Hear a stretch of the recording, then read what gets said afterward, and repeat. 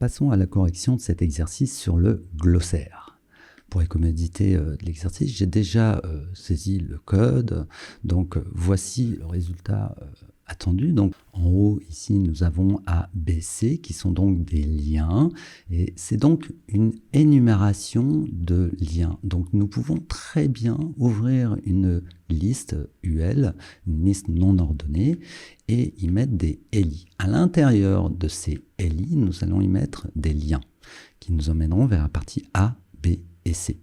Donc concrètement, en temps ordinaire, une navigation sur un site web sera constituée d'une UL avec des ELI et des liens à l'intérieur.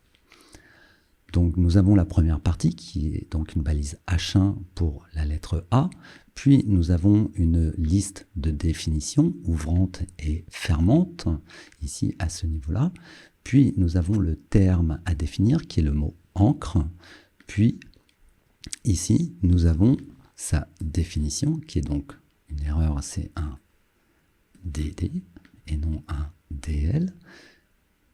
Puis nous avons la même chose, donc forcément j'ai fait des copier-coller, donc nous retrouvons la même erreur. Donc la même chose pour la lettre B avec une définition de liste, le terme à définir et sa définition. Et il en va de même pour la dernière, jamais de 103 évidemment. Nous copions et nous collons et nous remplaçons le terme à définir par CSS. Maintenant, ce que nous avons vu précédemment, comment pouvoir faire des encres vers la partie A, B et C de la page. Ici, il nous suffit de rentrer, de saisir un identifiant que nous allons appeler tout simplement A.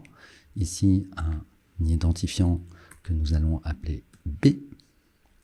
Et ici, un identifiant que nous allons appeler C.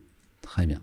La dernière chose qui nous reste à faire est donc d'appeler ces identifiants qui sont placés dans notre page avec le mot hashtag A, hashtag B et hashtag C. Très bien. Ici, si nous cliquons et que nous regardons donc le résultat de ce que nous avons saisi, si je clique sur la lettre A, alors je vais réduire un petit peu la fenêtre. Si je clique sur B, nous arrivions bien sur la partie B, A également, et C également. Cela fonctionne parfaitement. Nous avons donc obtenu le résultat souhaité, bien évidemment sans mise en forme CSS.